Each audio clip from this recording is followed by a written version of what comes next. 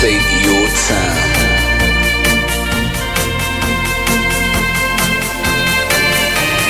Take your time to trust in me.